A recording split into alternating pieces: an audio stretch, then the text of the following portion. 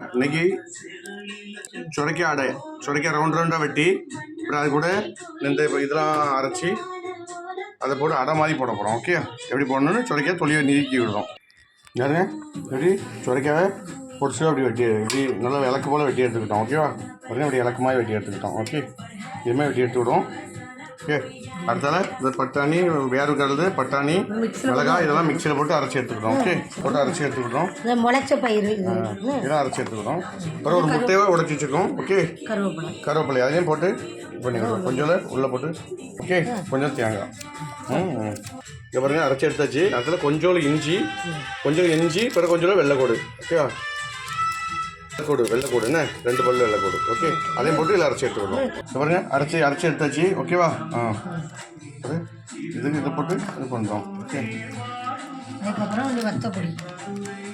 கொஞ்சம் வத்தல் பொடி, 2 மல்லித்தூள், மஞ்சள் தூள், அது மிக்ஸ் மசாலா, தேவையான அளவு உப்பு, நல்ல மிளகு பொடி, சீரக பொடி. ஓகே,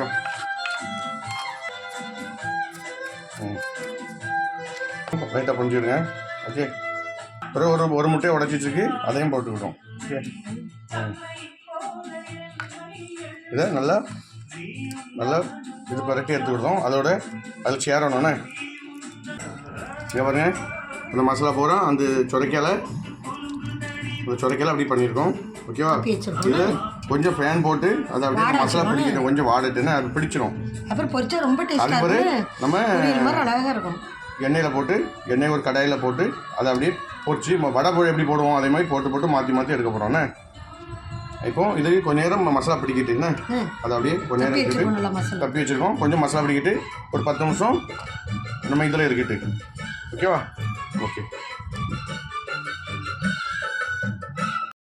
பாருங்க எல்லாம் காஞ்சிட்டே நல்லா கொஞ்ச நேரம் ஒரு 15-20 நிமிஷம் வச்சிட்டோம். என்ன அப்படியே லைட்டாக எண்ணெய் போட்டு ரொம்ப எண்ணெய் வைக்கோட இப்படி இதில் இப்படி மாற்றி போடணும். வேற இந்த சைடு வந்தாலும் அந்த சைடு மாற்றி போடணும். ஓகேவா, இங்கே ஓகே வந்துட்டு.